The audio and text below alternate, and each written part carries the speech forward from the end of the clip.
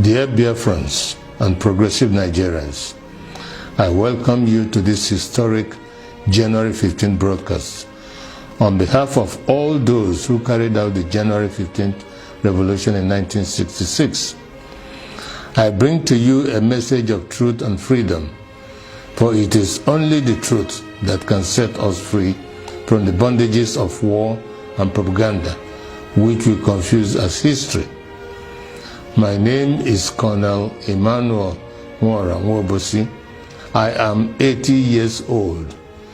It is time to be bold. I am too old to lie. I am not afraid to die. It is time to tell you why we had to try. I am the last of the original coup plotters of January 15, 1966 with Major Chukwuma Kaduna Nzogu. I knew Nzogu well. We went to school together. We trained together. We trained at Sandhurst Military Academy, UK. We lived together. Nzogu was our first head of military intelligence and uncovered terrible plans to wreak havoc across the country. We organized a group of progressive military officers to carry out a coup on 15 January 1966 to stop a jihad and bring sanity to Nigeria, steeped in nepotism, corruption, and mass murders. The government of Tafawa Balewa, controlled by the Premier of Northern Nigeria, Ahmadu Bello, were using us in the army to repress the Middle Belt and Western Nigeria. Houses and cars were burnt. Thousands were killed. There were 9 of us that planned the January 15th revolution. Majors Nzogu, Anuforo, Ifajuna, Ademoyega, Chukwuka, Okafo, Onwachwegu, and Obienu, and myself. However, 4 of us started it: Major Ifajuna and Major Ademoyega in the south, and Major Nzogu and myself in the north. We then united as a single revolution. I am the last of the 4 original revolutionaries. None published the complete truth. Only me, Colonel Emmanuel Nwobosi, is alive today to tell the final truth, so that the lies will not triumph forever. They used us to repress the Middle Belt and the Yorubas. When we saw genocide, we began to disobey orders and swore to stop them. For instance, Major Chris Anoforo refused to release mass murderers caught with weapons and was court-martialed. He was replaced by Major Hassan Katsina, a northern Muslim willing to act. I was in Abeokuta, but refused to repress Yorubas. Instead, I opened our barracks as a safe place for them to run to. They told many lies about the January 15 boys to justify their genocide. But it is those of us that planned the revolution that they should have killed, not the 3 million innocent Biafrans that knew nothing.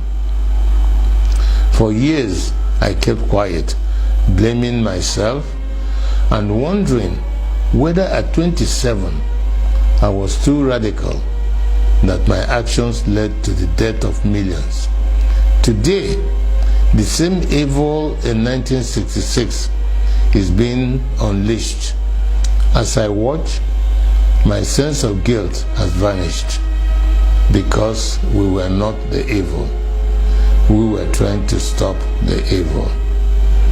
That evil is radical Islamism. I have decided to speak out and warn the world of the impending disaster if we do not stop it. Each time radical Muslims plan a jihad, in their religious mission to conquer the world, they will fail. But in the attempt, thousands and even millions will die. That happened to us in Biafra. At this point, let me differentiate between peaceful, law-abiding Muslims and radical Muslims who want to kill others, to force their religion on them. The problem is that wherever peaceful Muslims are, there are some radical Muslims amongst them. That is why they began a jihad in 1966. That is why we had to stop it. That is why they killed millions of our people. That is why we declared Biafra. Because we are a peaceful people, and oil and water can never mix. My story is a warning to Nigerians. For years, I was prevented from speaking the truth by exile, prison, harassment, poverty, surveillance, and death threats held over many of the actors like Ojukwu, Zik, Awolowo, Ibiam, and the January 15 boys that survived. But as I watch today, many of the events that led to the revolution are happening again, like Boko Haram, Fulani militia, Niger Delta militants, Shiites, ipob, and mass murders. Some people think we acted wrongly in carrying out the January 15th revolution, but they may not be fully aware of the realities then. We were trained by the British to be patriotic, to give the ultimate sacrifice for Nigeria, and to stop anyone acting against the nation. Instead of our leaders using us to defend Nigeria, they were using us to suppress the citizens. We decided to arrest them for their atrocities because no one was willing to act. Not Zik, the president, who was powerless, not Ironsi, the head of state of the army, who was a conservative. There were many reasons why we had to act. One, to stop the killings in Yoruba land and the Middle Belt by NPC, the ruling party. Two, to stop the invasion of Yoruba land on 17 January 1966. Three, to correct the massive rigging of the 1964 elections. Four, to free Awolowo from prison and make him the Prime Minister.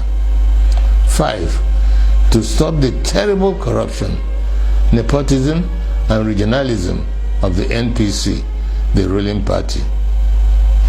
Five, to stop Ahmadu Bello's planned jihad. It was good that we acted to save the Yoruba and the Middle Belt people, and we thought that was enough to stop the jihad. We could not foresee that they will massively attack innocent Igbos. Blame those who decided to massacre our people for their evil. Today, we are fighting Buhari. He is killing Shiite Muslims and ipob members. With the benefit of hindsight, we can see other ways of dealing with such evil. But for us in 1966, we just wanted to save the people from massacre. I wish to congratulate Nnamdi Kanu and ipob for the good work they are doing to free our people from Nigeria and radical Islamism. Many of our people do not understand how vast ipob is as an organization and the quality of the people that run it.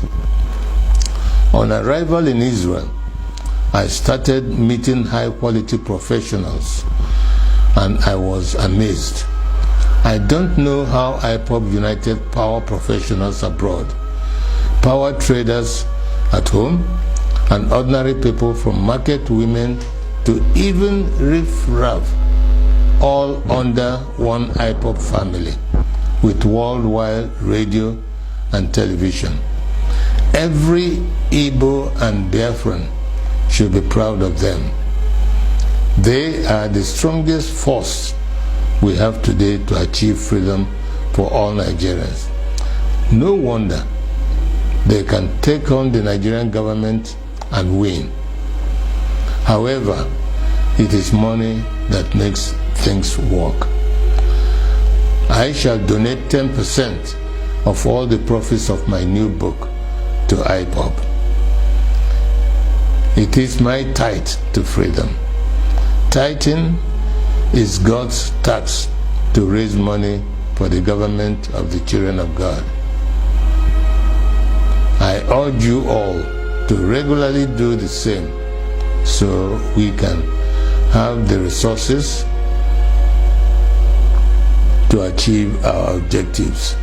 On this day of 15th January 2019, the anniversary of our revolution, I want to hand over to Nnamdi Kanu and ipob the baton of the January 15 boys, to you to complete the revolution we started.